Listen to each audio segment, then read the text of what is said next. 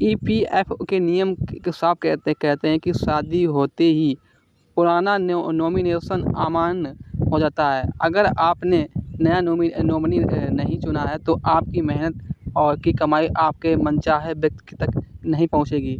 तो ठीक है, सबसे पहले बात कर लेते हैं गाइस। सबसे पहले ईपीएफ और ईपीएस में नेशनल की ज़रूरत क्यों होती है। नॉमिनेशन एक कानूनी अधिकार है जिसके जरिए कर्मचारी अपने निधन की स्थिति में यह तय कर सकता है कि उसका जमा हुआ पीएफ और पेंशन का लाभ किसे मिले।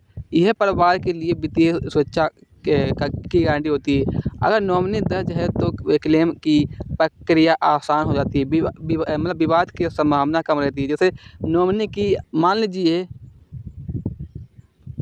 जैसे रमेश का व्यक्ति अविवाहित है और उसने अपने भाई को नॉमिनी बनाया है।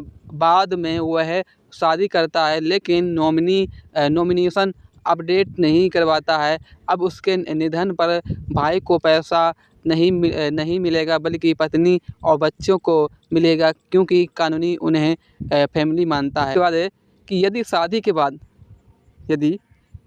के बाद अगर अपने किसी दोस्त या कजिन या रिश्तेदार को नॉमिनी बनाया था तो वह मान्य नहीं रहेगा। ठीक है, ये बात समझ लेना आपको, क्योंकि ये बहुत आपके लिए इम्पोर्टेंट बातें हैं। ये बातें आपको कोई भी नहीं बता पाएगा भाई, समझे। तो भाई उसके बाद फिर शादी के बाद पुराना नॉमिनेशन क्यों अमान्य हो जाता है।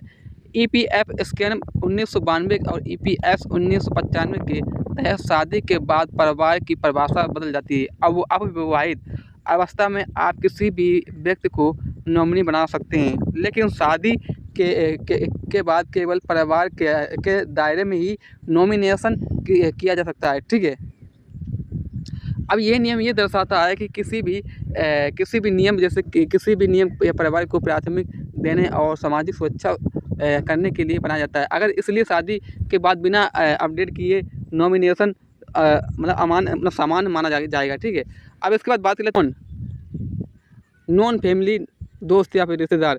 शादी से पहले आप किसी भी व्यक्ति, फ्रेंड या कस्टमर या फिर को नॉमिनी बना सकते हैं, लेकिन शादी होते ही वह नॉमिनेशन अपने आप रद्द हो जाता है। उसे व्यक्ति को पीएफ या पेंशन पर कोई भी हक नहीं रहता है।